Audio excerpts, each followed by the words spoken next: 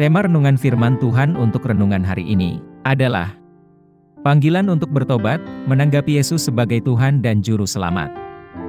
Ayat Alkitab yang kita baca sesuai bacaan Sabda Bina Umat GPIB hari ini adalah dari Kisah Para Rasul 2, ayat 34 sampai ayat 38 yang berbunyi sebagai berikut. Sebab bukan Daud yang naik ke surga, malahan Daud sendiri berkata, Tuhan telah berfirman kepada Tuanku, duduklah di sebelah kananku, sampai kubuat musuh-musuhmu menjadi tumpuan kakimu. Jadi, seluruh kaum Israel harus tahu dengan pasti bahwa Allah telah membuat Yesus, yang kamu salibkan itu, menjadi Tuhan dan Kristus. Ketika mereka mendengar hal itu, hati mereka sangat tersayat, lalu mereka bertanya kepada Petrus dan rasul-rasul yang lain, apakah yang harus kami perbuat, saudara-saudara? Jawab Petrus kepada mereka, bertobatlah dan hendaklah kamu masing-masing memberi dirimu dibaptis dalam nama Yesus Kristus untuk pengampunan dosamu, maka kamu akan menerima karunia, yaitu Roh Kudus.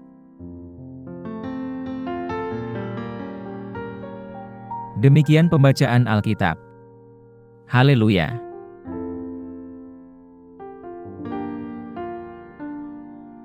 Saudara-saudari buah hati Allah, hari ini, kita akan merenungkan satu bagian dari Alkitab, yaitu dari Kisah Para Rasul 2, ayat 34 sampai ayat 38, mengenai khotbah Petrus yang penuh kuasa pada hari Pentakosta, sebuah peristiwa penting dalam sejarah Kristen, yang menandai lahirnya gereja melalui pencurahan Roh Kudus. Roh Kudus turun ke atas para rasul, memampukan mereka berbicara dalam berbagai bahasa, yang membuat takjub beragam orang yang berkumpul di Yerusalem pada hari Pentakosta. Namun, beberapa orang mengejek dan mengatakan bahwa para rasul sedang mabuk. Untuk memahami ayat-ayat ini sepenuhnya, kita perlu melihat konteksnya dalam khotbah Petrus dan narasi yang lebih luas dalam Kisah Para Rasul pasal 2. Hal inilah yang mendasari khotbah Petrus. Untuk membantah tuduhan bahwa para murid mabuk, Petrus menjelaskan bahwa fenomena yang mereka saksikan ini merupakan penggenapan nubuatan Yoel tentang pencurahan roh di akhir zaman. Petrus menegaskan bahwa peristiwa ini adalah tindakan ilahi yang menandakan era baru dalam rencana penyelamatan Tuhan. Selanjutnya Rasul Petrus menyebutkan bahwa Yesus dari Nazaret adalah Tuhan, yang mukjizat-mukjizatnya hanya bisa dilakukan oleh Tuhan, disalibkan sesuai rencana Tuhan, dan dibangkitkan dari kematian. Sebagai dalilnya, Petrus mengutip Mazmur pasal 16, yaitu Mazmurnya Raja Daud, untuk menunjukkan bahwa kebangkitan Mesias telah dinubuatkan jauh sebelumnya, dan kebangkitan Yesus telah menggenapi nubuatan ini. Petrus berpendapat bahwa Yesus, yang kini ditinggikan di sebelah kanan Allah Bapa, telah mencurahkan Roh Kudus kepada para murid, seperti yang disaksikan oleh orang banyak. Petrus mendasarkan argumennya pada kitab Mazmur pasal 110 ayat 1, dengan menekankan bahwa, bukan Daud yang naik ke surga dan duduk di sebelah kanan Allah, yang menunjukkan bahwa Mazmur tersebut mengacu pada seseorang yang lebih besar dari Daud, tetapi yang dipanggilnya sebagai Tuan, dan Tuannya Daud itu adalah Yesus. Ayat ini menggarisbawahi keagungan dan otoritas Yesus, menegaskan identitas mesianisnya. Petrus mengakhiri argumennya dengan pernyataan yang berani, Yesus, yang disalibkan oleh para pemimpin Yahudi, adalah Tuhan, yaitu yang ilahi, dan Kristus, yaitu Sang Mesias. Deklarasi ini merupakan penegasan yang kuat mengenai identitas Yesus, dan betapa pentingnya keterlibatan para saksi mata saat penyalibannya.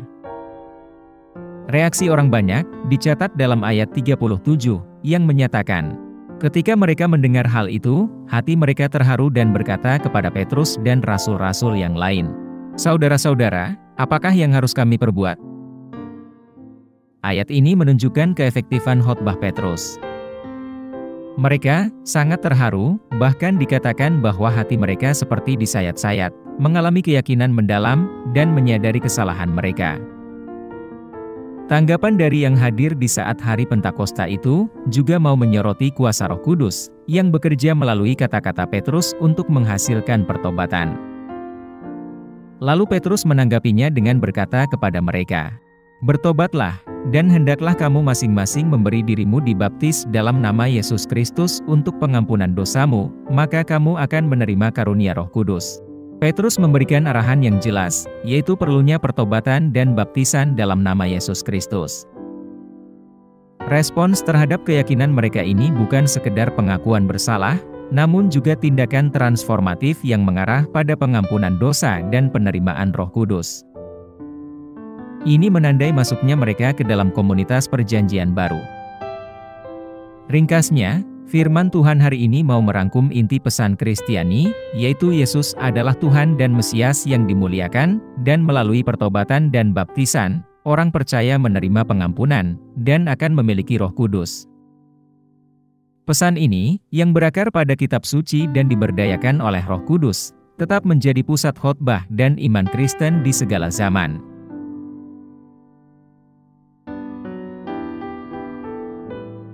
Apa pesan Tuhan untuk kita yang hidup di masa kini? Khotbah Petrus pada hari Pentakosta berfungsi sebagai deklarasi yang kuat mengenai identitas Yesus sebagai Tuhan dan Mesias. Pernyataan Petrus bahwa Allah telah menjadikan Yesus, yang kamu salibkan ini, menjadi Tuhan dan Kristus, adalah momen yang sangat penting. Ayat ini menekankan bahwa Yesus, yang pernah disalibkan, kini ditinggikan, memerintah dengan otoritas ilahi. Kebenaran ini menyadarkan para pendengarnya, membuat mereka bertanya, "Apa yang harus kami lakukan?"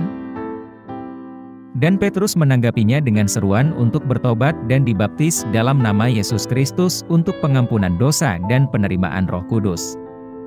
Pesan Tuhan ini tetap relevan sampai saat ini. Di dunia yang penuh dengan kebingungan moral dan kekosongan spiritual, panggilan untuk mengakui Yesus sebagai Tuhan dan Juru Selamat menjadi semakin penting dibandingkan sebelumnya.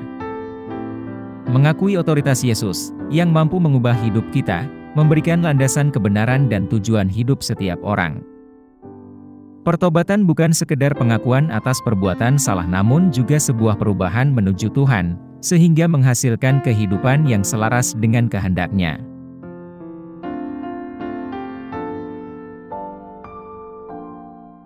Apa yang harus kita terapkan dalam kehidupan kita sehari-hari? Pertama, melakukan refleksi pribadi dan pertobatan. Kita dipanggil untuk memeriksa kehidupan kita dengan jujur, mengakui area-area di mana kita telah menyimpang dari kehendak Tuhan. Pertobatan sejati melibatkan penolakan sepenuh hati terhadap perbuatan dosa, dan komitmen untuk mengikuti Yesus dengan sepenuh hati. Kedua, melakukan baptisan dan deklarasi publik. Baptisan melambangkan persatuan kita dengan Kristus dalam kematian dan kebangkitannya. Ini adalah pernyataan publik tentang iman dan langkah ketaatan kita. Jika Anda belum dibaptis, pertimbangkan untuk mengambil langkah penting ini sebagai kesaksian akan iman Anda. Ketiga, hidup di bawah ketuhanan Yesus. Mengakui Yesus sebagai Tuhan, berarti menyerahkan setiap aspek kehidupan kita kepada otoritas-Nya. Ini mencakup keputusan kita, hubungan, dan tindakan kita sehari-hari. Kita harus hidup sebagai murid-murid-Nya, berusaha menghormati Dia dalam segala hal yang kita lakukan. Terakhir, menerima Roh Kudus. Menerima Roh Kudus memampukan kita untuk menghidupi iman kita secara efektif. Kita hendaknya berusaha untuk terus dipenuhi dengan Roh, membiarkan Roh Kudus membimbing, memperkuat, dan mengubah kita, demi tercapainya tujuan Allah dalam hidup kita dan juga orang lain.